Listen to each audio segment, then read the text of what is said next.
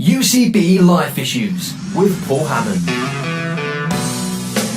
And a very warm welcome, as always, to Life Issues, where tonight we are going to talk about coercion and control. Now, let's be honest, coercion and control is not that long since it became officially recognised as part of the crime of domestic abuse.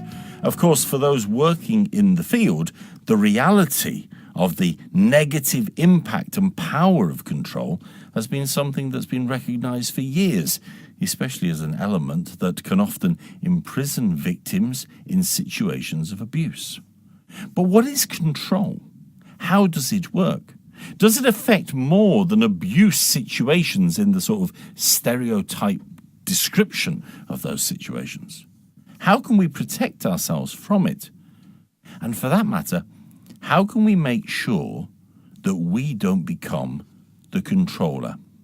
Well, Natalie Collins has been taking a look at this subject for her new book. It's called Out of Control. Natalie is a gender justice specialist that's involved in, well, a whole host of projects and schemes that look to identify the danger and the risk, not only of abuse and abusive situations, but also of some of the ideas that can drive them and some of the emotions that can drive them. And she joins us to talk about control today. So, explain to us a little about yourself, your work, and how the idea of control and coercion, how that sort of prompted you down this journey.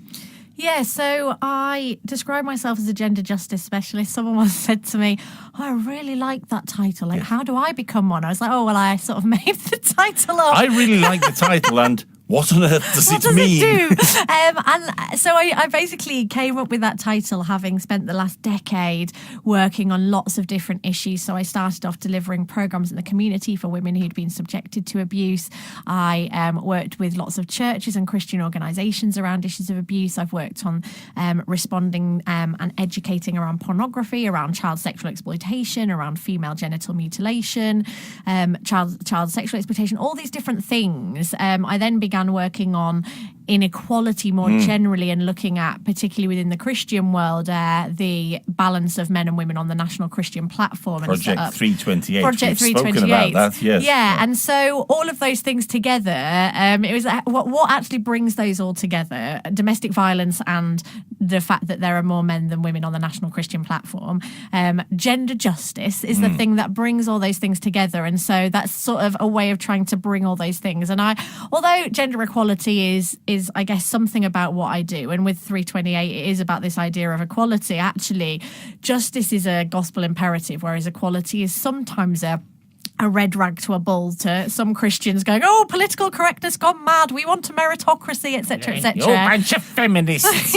So was Jesus here, yes. So I think there's something about trying to say this is about justice, and justice is something we should be working for. So that's my general journey to this conversation. But in all of that, you're not afraid to lift your voice and stir things where perhaps others might step back. You do kind of rush in where angels fear to tread. I'm thinking particularly, for example, 50 Shades is Abuse campaign that you were behind and that you orchestrated, because you really were swimming against not just the current of society's view around those books and films, but also an awful lot of people within the church who were, guilty pleasure reading them.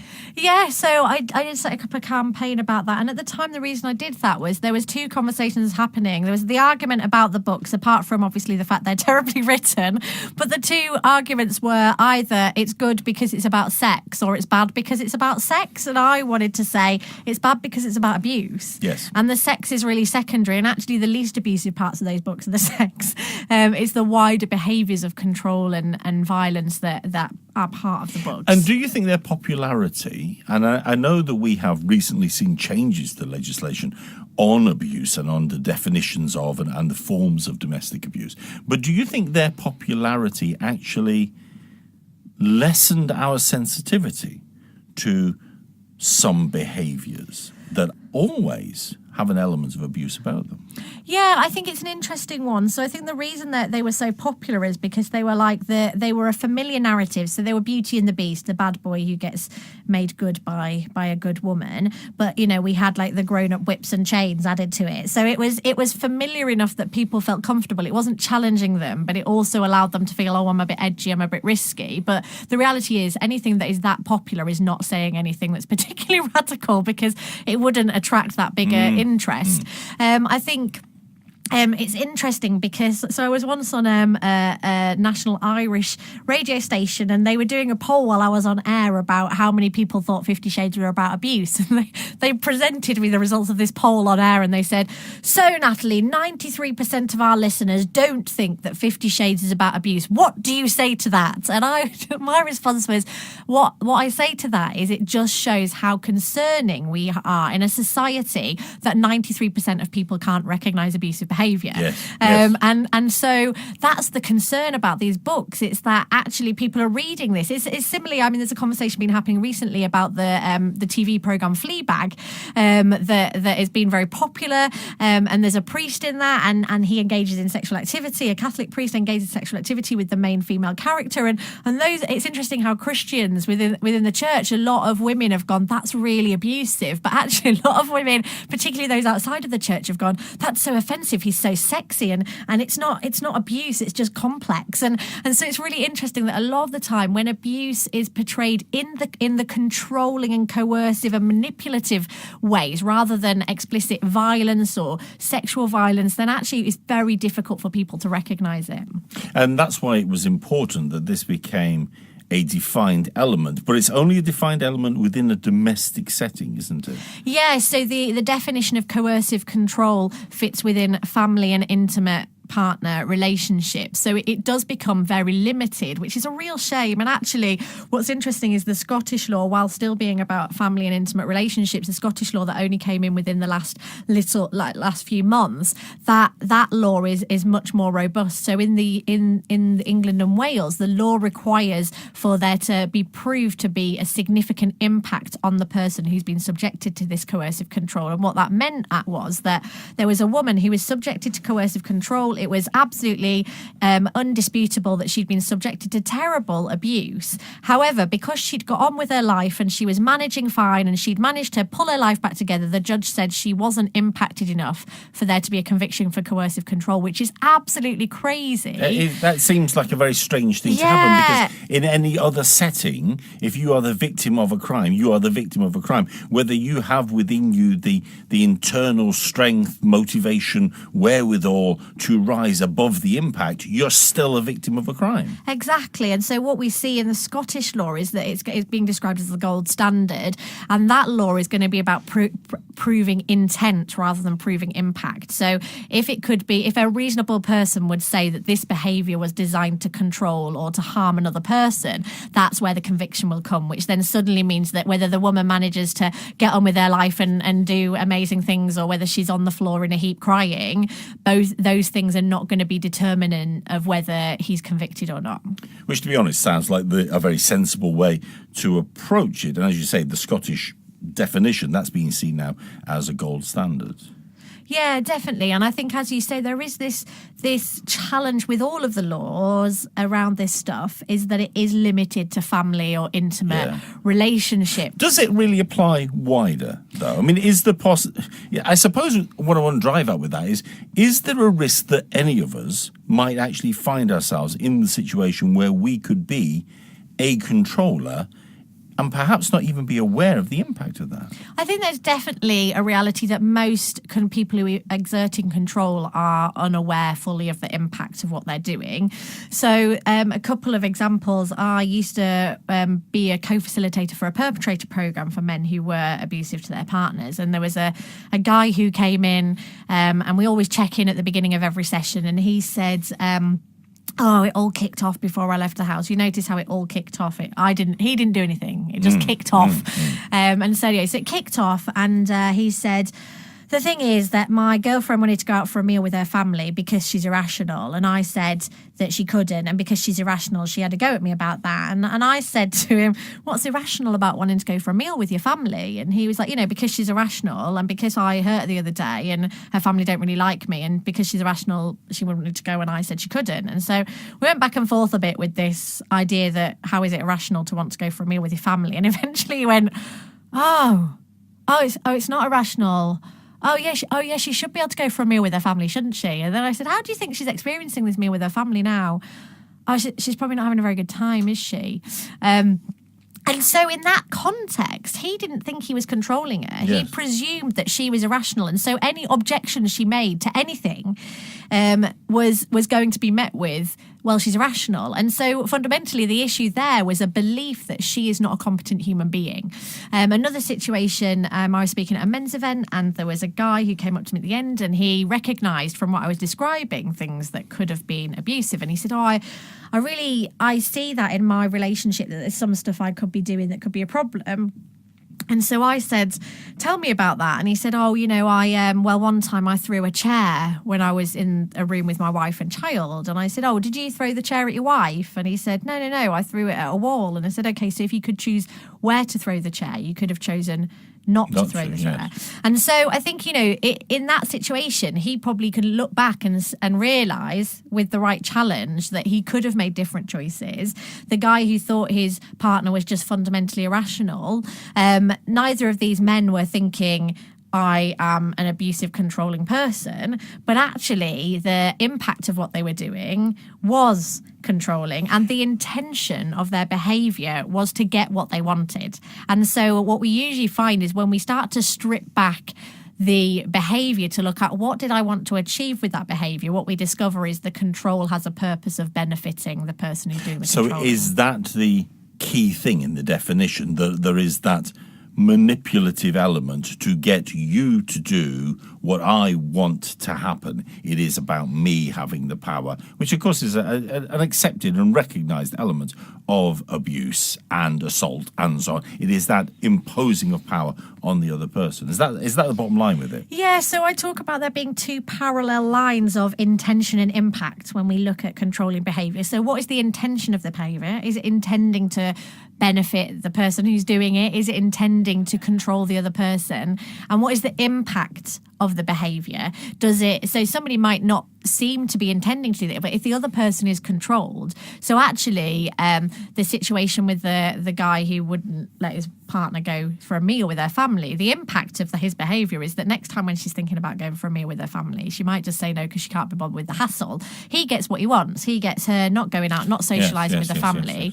And so there's intention and impact, but there's also the benefit. So one of the things that you often find around conversations about abuse, and particularly within the church, is because we are particularly vulnerable to this sort of stuff, is a presumption that every abuser is broken. They're broken and they just need to be healed. The hurt people type mentality, and that if they just I get a sense that you don't necessarily agree with that. Well, basically the problem is that counselling will not stop somebody being controlling, because what counselling does is it looks at my feelings and other people's actions. And what an abuser needs to do in traditional counselling, that's what it's about. What an abuser needs to do is look at their actions and other people's feelings. Yes, and so counselling is going to cause problems. I mean, I cannot tell you the amount of times when counsellors have given abusers greater justifications, like, it's your problems with your mother, it's your attachment issues. And actually the reason why somebody is abusive is because it's hugely beneficial. That an abuser is somebody who's done a cost-benefit analysis and gone, well, I get whatever I want. I get sex on demand. I get somebody who meets all my needs. I never have to take responsibility. I get to have the status of being a good parent and a good partner, but I don't actually have to do any of that stuff. And so looking at what are the benefits of this behaviour. So where does it tip across that line? Because I remember we thought at the time quite an amusing thing. My wife had a job that meant she was driving all over our local community.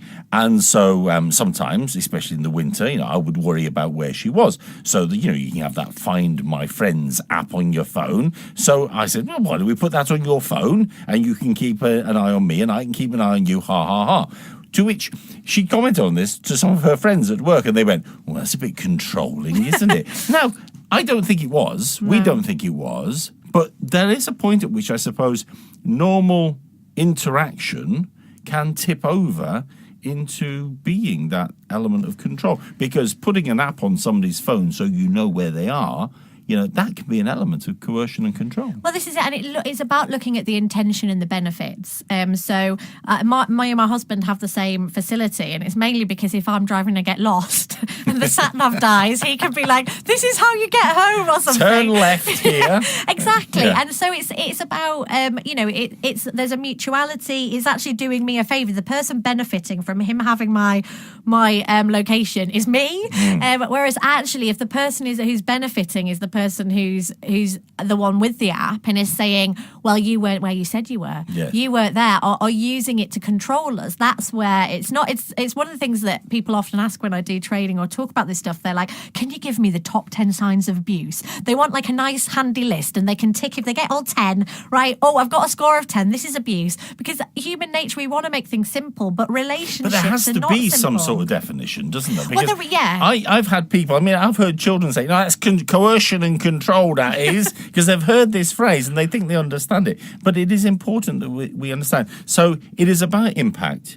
it's about intention. It's where the intention is to benefit the abuser and to restrict the person who's on the receiving end, and the impact is that it does that. Yes, those things, all those things. And so we do need definitions, but we can't give a list in the way that somebody wants. So there might be one case where a woman is not allowed to leave the house. She has to stay at home, do the cooking, do the cleaning, look after the kids. He doesn't do any of that. He goes out to work. He doesn't give her any money. That's how it works. There's another situation where he says to her, you have to go out to work. You go out to work. I look after the kids, and you're not allowed to touch them because you'll defile them with your dirtiness. Now, if you were to look at both the situations, what checklist would you have which would give you that definition? It's the same with when we look at other forms of control. So within a church context, you could say, well, if abuse or control looks like when a church leader is using power in ways that is very abusive to the congregation, is expecting people not to challenge them, is not able to cope with criticism, is demanding things. We've all experienced churches like that, haven't we? But then actually there might be a situation where you have the church mafia. There's always a family, isn't there? The church family mafia. But where you have Not in my church. Not at all. Just to make that clear in case anybody's listening. No, they're not always, but people have been in Christian culture for a while, can identify that. where you have people who aren't the church leader but hold the control. And in that church, it might be that the PCC or the elders or the congregation who vote for the minister or whatever, that they're actually controlling the minister by guilting them. And so you could say, well, a tick box, but actually that tick box exercise is more problematic. I was once a part of a church where the accusation was made that a couple of ministers previous, some of the leadership team who controlled the finances had effectively controlled the finances until that person had to leave. Now, that wouldn't...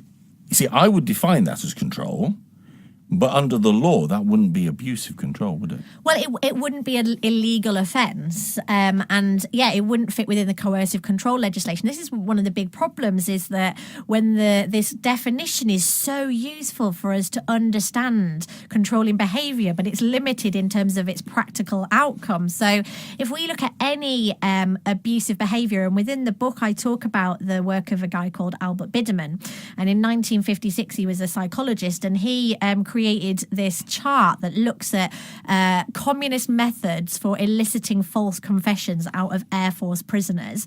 Now, he obviously had a political agenda there. Slightly, yes. But what he talks about is there's 8 different ways that within a prisoner of war context, they would elicit false confessions. And that involved things like isolating. It involved things like threatening. It involved occasional indulgences. So being nice to people occasionally. You think, oh, isn't that nice? They're being nice. But actually, what it happens in the human psyche is if somebody holds you in a room and they don't let you go to the toilet for 24 hours, and then they let you go to the toilet, you don't say, you horrible person, why didn't you let me go to the toilet? You say, thank you so much. Because actually, those tiny acts of what appear to be kindness provide hope that maybe it's not as bad as I thought it was.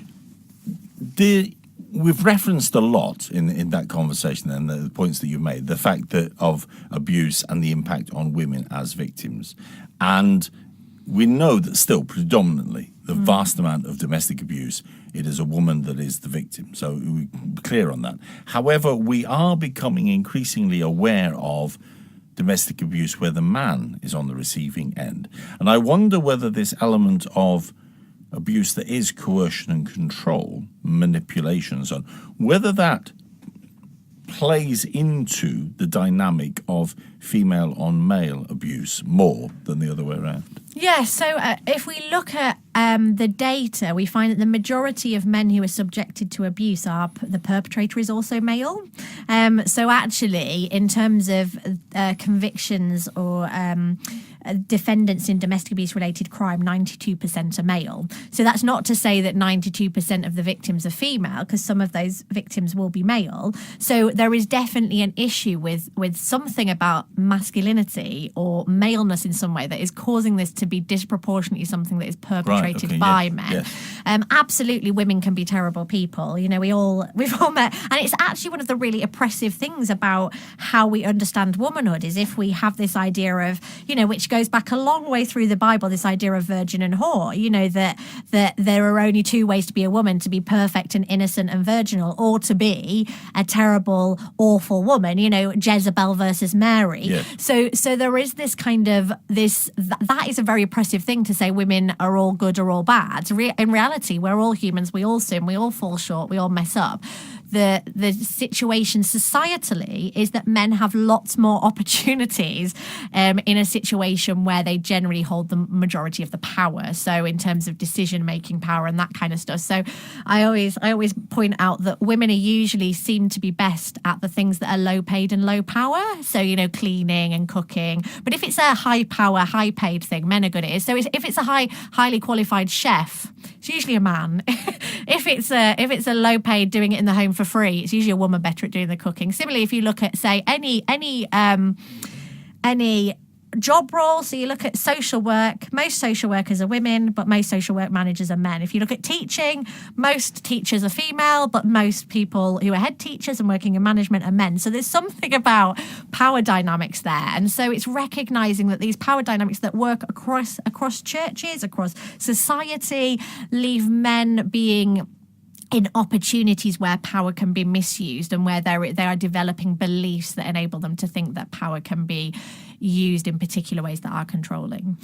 But it is the case, and increasingly we're having to identify this, that there is a rise in the number of reports of, and I'm not harping on about this, but I think it's important we make it clear, because sometimes there is a tendency to think it is all about women as victims, and that has made it difficult for men to come forward as victims. And we do need to recognise it does happen. And actually, in that, it is about a power thing. It's not about a shame thing, as it is with all abuse. Yeah, it's a tricky one. So there's lots and lots of communities where there's underreporting. So within the traveller community, within the Muslim community, we see an underreporting. And the tricky thing is, you're absolutely right that men may feel less able to disclose what's going on because of the assumption that men have to have it all together and can't admit weakness and all that kind of stuff. But what's interesting is when men talk about what has been done to them, they're much more likely to be believed than women are when they actually talk about it. So there's an extra barrier. But the issue is that when men cry, what we see is this must be serious. And we go, are you all right? What's wrong? How can we help you? Because we're not used to seeing men cry. When women cry, we go, oh, she must be on her period. So there is a interesting dynamic, which means that it's much harder for men to speak out in some ways. But when they do speak out, the way that we treat that and the way whether we believe or how seriously we take it will be partly about our understanding of what is and isn't normal. So you mentioned those 8 categories of how control can be applied, for example. And I wonder if we just very briefly, because they form the basis of what you've put in your book, don't they, in terms of identifying habit. So can we just run through them and just give us a taste of what we mean by them? Yeah, so within the book, what I do is I take Biderman's theory with this table of 8 different characteristics of control, and I turn them into personalities. So I turn them into people, if you like. So rather than talking about isolation, we talk about the isolator. And what the isolator does is stops us seeing family and friends. They prevent us from having any perspective other than their own. They manipulate us or force us to stay in the home. They prevent us from having other perspectives than theirs. And the impact that has, and the intent and the impact there are pretty obvious, aren't they? Because the isolator isolates in order to stop other people having input into your life, so that their voice is the only one that is influencing how you behave. They are the predominant voice that you hear. Absolutely. And it's much easier to control someone when there's nobody else going, do you think that's okay? Do you think that person should be able to do that to you? Yes. And so by isolating us from other perspectives, that's as much a key as meaning that we don't have anybody to spend time with other than them. And it can be very, very subtle. It can be just diminishing our trust of another person. So they might say, how well do you know Natalie? And you say, oh, yeah, I know her well. Why? And they say, oh, no reason. I just wondered. And we're left thinking, well, what do they know? What's wrong with her then? Yeah. So isolation can be from the very subtle to the you're not going out. And it can be, into financials. So when you were describing about in the church leadership context, if somebody is depriving somebody of their financial remuneration, how does that affect their ability to have friendships and have social time or whatever? Yeah. So financially stripping somebody of that, or trying to convince them to give up their job. You don't need to work. I'll look after you. But you can see that would happen even in a workplace. I mean, as you said, that sort of, So you're working with Natalie. Oh, okay then. Yes. Now that sort of thing happens in offices, I would postulate, happens in offices length and breadth of the nation every day, doesn't it? Yeah, and it is that sort of undermining trust in another person. It might be spreading rumours. It might be sharing true information, but that's private. It might be, there is a sense of mocking somebody in public, and that goes on to another one of the tactics, which is the humiliator. So the humiliator might make us feel like we're dirty or ashamed. They just make us feel like we're shriveling up inside. They might laugh at us in front of other people or make jokes at our expense, and then when we don't find it funny, they're like, oh, you can't even take a joke, you haven't got a sense of humour, you. And so it puts it all onto us that we're the one with the problem, rather than that what they're doing is wrong. So humiliating us, that it might involve sexually inappropriate behaviour or sexually controlling or abusive behaviour, but outside of that sort of context, it can be in a relationship that's non-sexual. The humiliation, just mocking somebody or whatever. If you get a crowd of lads together on a Saturday night, there's always going to be one that's the butt end of the joke. Yeah, and it can be really humiliating. It is that masculine culture. But is that controlling behaviour? Well, I mean, I think one of the things that when I do training on I wrote something called the DAY program, which is an abuse and exploitation awareness program for young people, and I train practitioners around the UK to run it with young people. And one of the rules that I have is no banter. It's like it's a rule that because actually banter, and this is what you're talking about, this sort of lads going on a night out and it's only a bit of banter, it doesn't matter. Actually, that banter is only called banter to justify really appalling behaviour. Nah, it's just a bit of banter, girl. What are you talking about? Listen, could I just interrupt at that point to say dayprogram.org is the website that goes alongside that, and it's a very important point, though, isn't it? Because as we were saying, we can become controllers without actually realising we're doing it, and perhaps it's driven not so much about our desire to bend someone to our will, but actually as an expression of our own insecurities to make ourselves feel better. Yeah, I think we have to be careful around that. So a lot of the time when I ask why is somebody abusive, people will go, oh, it's insecurity. And I would say that particularly when we look at things like domestic abuse, insecurity, if we're talking about somebody's belief being that they should have the right to do what they want to their partner, that's an insecure foundation for anybody, because it's not realistic. If we mean that this person doesn't feel very good about themselves, actually often abusers have an inflated sense of self. They have a sort of narcissistic tendencies. It's not a kind of insecurity. And I think you're right in context where we're not talking about that there, when we're talking about a load of blokes at the pub and somebody's the butt of the jokes, that can be about insecurity. But I think it should still be challenged. And I think this kind of banter culture actually just allows permission for really problematic behaviour. And for men particularly, there is this sense of I should be stoic and not have any emotions, which is why suicide is the biggest killer of men, because men are not being allowed and given permission to have feelings, and that's really problematic. So you've got the humiliator. You then got the threatener, who makes us scared for our own or other people's safety. Yes. It might be threatening to tell people stuff about us that's private. It might be about threatening our job security. I suppose that would be the traditional image we would have of control within an abusive relationship. Well, I think it is. There's something about threats, and threats don't ever have to be carried out. I once worked with a woman, and she said her partner had laid next to her in bed in the morning before she'd met with me, and she said, it's a bit confusing really, because we were just lying there, and he started stroking my neck really in a really lovely way, and he said, he just kind of jokingly said, you couldn't ever leave me or I'd have to slit your throat, wouldn't I? And she went, I just felt a bit weird about it. Really? I was running around like screaming. I wasn't in my head. I was like, what's going on? And so actually so much of controlling behaviour exists in the subtext and the context. So somebody's in that context and that subtext, he was saying, I'll kill you if you leave me. But his tone of voice sounded lovely. It wasn't in a context where you were expecting to hear a death threat.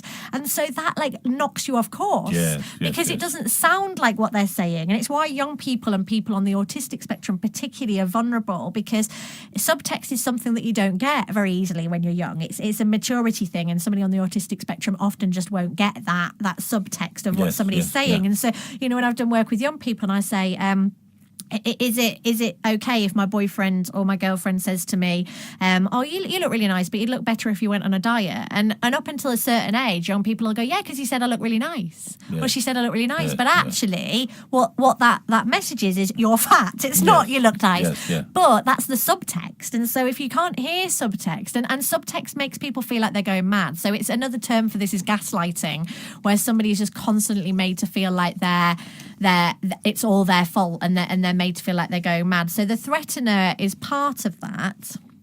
And I suppose that then ties into the sort of the control that is, and the threat that is perhaps less physical. So you've got the brainwasher, you've got the almighty, you've got the well, you mentioned earlier, the nice one. I mean, that's when it starts to become more psychologically manipulative, maybe. Yeah, and the almighty is the or one am I actually creating a difference point there where there is none? I mean, or are all these things fundamentally just different manifestations of the same thing? They are definitely. They're all about control. So the exhauster as well is a really important one. So people often don't talk about this, but if we're in a relationship with somebody who's controlling, this will often be in an intimate relationship. The person will exhaust us through keeping us up late at night, wanting to talk, wanting us to answer our phone every minute of the night. And it can happen in a workplace, actually, where somebody is, giving somebody ridiculous amounts of work. And I think one of the characteristics often of workplace bullying is if it's a manager, they'll often be doing no work but expecting their employees to do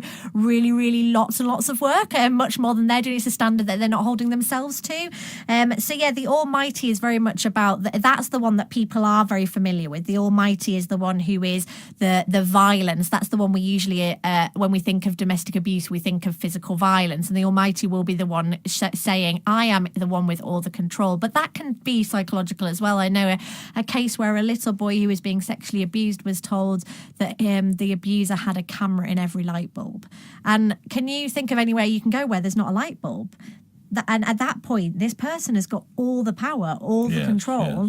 And then you've got the demander as well. So all of those tactics are different facets of the same person. It's not like you'll only get somebody who's a humiliator, but they're not also doing isolating. They're not also exhausting us. Usually they're all of those tactics. And it's quite a useful way of understanding this. When we use the term abuse, it can feel very threatening. When we even talk about coercive control, it can feel very, I don't even want to give that label to this situation because it doesn't feel safe. Whereas when we talk about these characteristics, it allows us to self-identify with the behaviours before using words that feel quite unsafe. Natalie's book is called Out of Control. It's published by our friends at SPCK, and you can find it online. You can also find out more about what Natalie has to say about this sort of stuff by following her on Twitter, because you blog and you tweet. I do. And you blog and you tweet as God Loves Women. On Twitter, you'd need to go to God_loves_women, which does sometimes invite people to tell me that, do I not know that God loves men too? Which I absolutely do know that God loves men too. I'm glad you clarified that. I was concerned. So my next question has to be, why? I mean, for goodness sake, you're in that situation. Why on earth would any of us submit ourselves to that sort of level of control? It's really interesting, isn't it, that the first question that gets asked around this is not why doesn't somebody stop being abusive or controlling, and the question is why doesn't she do something? Why doesn't the person without the power take the initiative to do something different, which kind of the fact they have no power is the first part of that. So there is something about the focus we need to be moving away from why doesn't she just leave, which is essentially part of that question you're asking, to why doesn't he stop is the question that needs to be asked. And that's never a question I've ever been asked when I talk about this stuff. It's always about what the person who's been subjected to abuse should be doing differently or not doing or whatever. But I suppose that is because the person, and I mean, I've asked that question as well, but it's because the person who is the victim, they're the one that is in danger. They are the one that are suffering. So, why don't they just get the heck out of Dodge? Well, it's interesting because when I was talking to this group of professionals, and I said, why don't we ask why? Somebody had asked me the question. I said, we should be asking why didn't he stop? And this woman went, because he's mad and there's nothing you can do with him. He's just going to keep on doing it. So you've got to do something with her. And so it's really interesting. There's a presumption that people who are controlling can't change, that people who are controlling are just going to keep on doing that over there. So we all have to operate around them, which is a really problematic and fatalistic way of seeing stuff. However, there is obviously a very natural question as a human being that you have, which is, why does somebody stay in a situation that's unsafe? Surely their survival mechanisms as a human being, and part of that is about wanting to know if they would stay there, maybe I would if I was in that situation, or maybe it's because they know somebody they really care about is not leaving a situation and they're thinking, I just want to help them but I don't know what to do. So there are reasons that question is asked that are not just infuriatingly difficultly annoying, but in terms of why somebody doesn't leave, once we've dealt with that's not the right question, the reasons are multifold, and one of them is the abuser's behaviour. The controller's behaviour is designed to prevent us from being able to leave. So we will be stripped of our power, we will be stripped of our financial independence, we will be stripped of all sorts of things. So one of the things in a relationship context would be around reproductive coercion. So of all the women that I've worked with, around 50% of those with children did not choose to have those children. They were coerced, manipulated, or forced into pregnancy. That will involve things like having condoms pricked that they didn't know about. It will involve him saying he's had a vasectomy, which he hasn't. It will involve all sorts of ways of getting her pregnant without her choice, because once she is pregnant, it is much harder for her to leave. How many people want to be pregnant and single? And so those sorts of tactics, which is so far out of the realms of what most people think, the stereotype, the trope that goes around about women getting themselves pregnant for a council house, it is much more likely that a man has deliberately impregnated that woman or that girl in order to control her. So looking at the ways that an abuser strips the person they're abusing, and that can happen in a workplace, it can happen in a church context, that somebody is gradually stripped of their confidence, of their belief that they can make a difference, that they can change things, that, all of those things. And 80% of women who are killed by a partner are killed at the point of leaving or within the first 18 months of leaving. And so there are real risks around being killed, having your child killed, having a pet killed. So there are real dangers that when we say, why doesn't she just leave, we're saying, why doesn't she risk being murdered? So that's part of it. The other part of it is around the physiology of human beings. So as Christians, we would argue that we are created, regardless of how we get there in terms of our view of is creation a scientific That's textbook an or not. entirely different We're not going to go program, there. We're not Natalie, going there. But we believe that we are made by God, and if you believe that as a Christian, if you're not a Christian and you have a scientific approach that we evolved, what we understand physiologically about human beings is that we are made for attachment, and attachment is key. And if you are somebody who is not a Christian or doesn't have a belief in a deity, then you will understand that the purpose of attachment is when we are babies, we can't do anything for ourselves, and so that attachment is the thing that means that somebody else will look after us until we can look after ourselves. And so attachment, it functions as a survival strategy. If you're a Christian or you hold another view of the idea of a deity, you believe that maybe God made us for attachment. God made us for love towards one another and love towards God. So attachment is crucial in understanding human beings. Now, when it comes to a situation where we are being threatened or where we are unsafe, you imagine that in that situation that the first thing you would do is get safe, that you want to get away from the threat and you want to move to a place of safety, you want to get food, you want to get water. Do you look at Maslow's hierarchy of needs and you think, right, we start at the bottom when we're threatened? That's not what happens. When we are threatened, we seek out attachment. That is the first thing we do above all the other things. Yes. And so what happens is when we are It's actually very obvious when you say that, because if somebody's having a go at you at work or at school or wherever, take it outside of the home environment for a moment, what's the first thing you do? You look around for people who will agree with you that you're right, and it's terrible that they would think that. And you go and find, you want to talk to somebody, you want to tell somebody what's gone on. You don't want to just, it's about relationship. And so what happens is the key in terms of the isolation, if part of the way that somebody controls us is by isolating us, they isolate us from other attachment objects. So we don't have other people to attach to. And so what research shows is that when somebody is threatened, if they're threatened by their attachment object, so by a parent, by a partner, by a friend, by their attachment object, they will move towards the attachment object and not away, even if the attachment object is the person who is threatening them, because their attachment requires them to reconnect. And so what that means is if we're in a relationship where we are being controlled, whatever context that is, we will move towards the person who is threatening us and not away. To try and placate them. And that is described as a traumatic attachment. So given that, as you said earlier on, you used the word designed, that behaviors are designed to isolate, they're designed to control, they're designed to keep you in the situation. How on earth do we get out of it?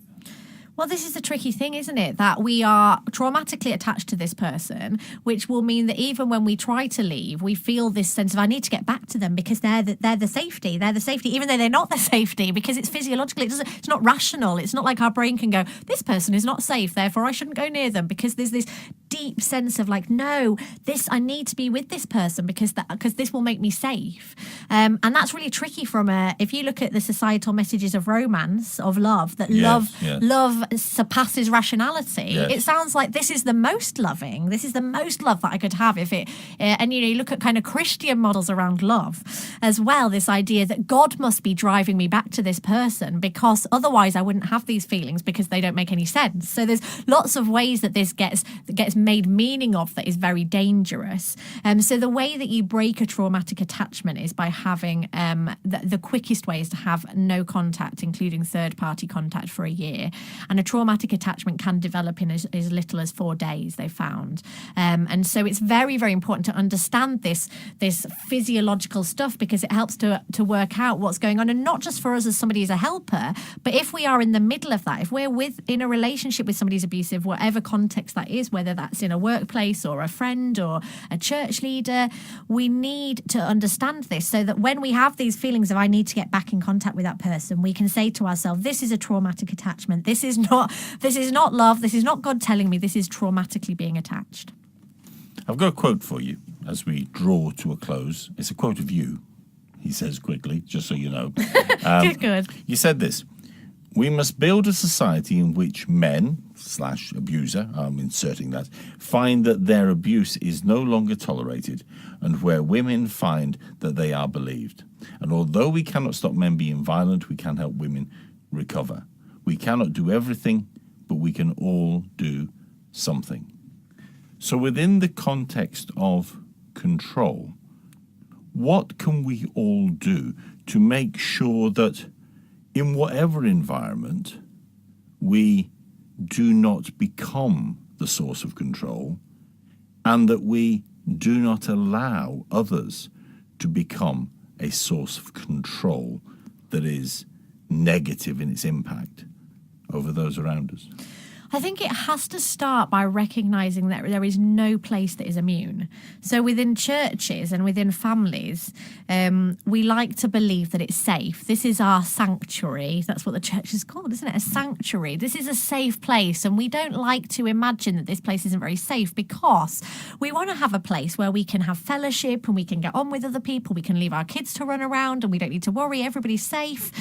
But in reality, that makes it a place that is going to be more likely to be exploited by an abuser, because nobody's thinking about it. Nobody's looking for it. And so the first step is thinking, actually, it could be going on here. There could be somebody in my workplace, in my church, in my community, in my friendship group, in my family who is abusive. Because it's got to start there with there could be somebody abusive.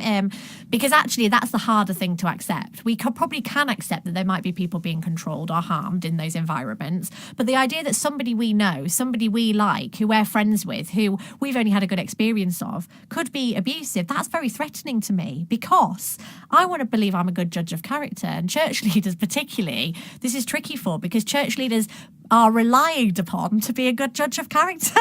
Yes. And so to accept that there might be people that I like who are abusive, that's a really tricky thing to start to get your head round. But just because we've had a good experience of them doesn't mean everybody has. It's not, this is the thing when a lot of these Me Too stories came out about people who'd been abusive. Yes. You then get people coming out and go, well, they've never done anything to me. It's like, well, congratulations for That's you. good. I'm very pleased for you, but Yes. that doesn't mean. And one of the things somebody once said to me is, but isn't that dangerous in terms of that if you're a hammer, you think everything's a nail? Isn't that a difficult thing to do, to walk make you a around? bit paranoid, couldn't it? Thinking, and actually, like that, it's better to think everything could be a nail than think nothing could be a nail. Because if you are not looking for it, and I'm not saying that you need to confront every time you think there's some control, you have to get involved and do something immediately. But I suppose I suppose discernment is the word we're looking it is for. discernment, Here, isn't it? and and being non-judgmental, it's about reserving judgment. So if we presume somebody couldn't be abusive, that's a judgment as much as presuming they could be. It's just we don't thinking they're not abusive is a judgment. And so what we need to do is reserve judgment. And in my head, I have a counter going all the time when I talk to people and when I'm hearing them talk about their situations. And it starts at 0. And then if somebody says some certain things, that counter goes up a bit and it goes up a bit. And then they might say something else and it goes down a bit. And it's just a case of that, like, where is this counter going? What is the information that I'm gathering about this situation that leads me to think, oh, I need to do something, or I need So to is at that least the ask key, questions? do you think? Is that the key? I think Awareness. it is. It's awareness and also practicing curiosity. We need to practice curiosity. If we start to think there's something going on, we need to be asking questions and opening up a dialogue so that people can maybe say things that they wouldn't otherwise say. We need to presume this could be going on, and we need to be curious about about what's going on, ask questions around that, so we can be gathering information and then act if we need to. Natalie's book is an insight into that whole thing, as well as into what control can mean and how control can be exhibited, and indeed how control can be challenged. It's published by our friends at SPCK, and whilst none of us want to believe that those that we know and those who are around us could be deliberately controlling and abusing others for their own ends, the truth is, of course, it does happen. And discernment and awareness and a willingness to stand by those who are vulnerable and at risk, that's part of our calling, isn't it? As people of God in this world, serving his glory. Natalie, thank you for joining us today. You've been listening to UCB Life Issues. I'm Paul Hammond. Why not join me next week for another one? Good night.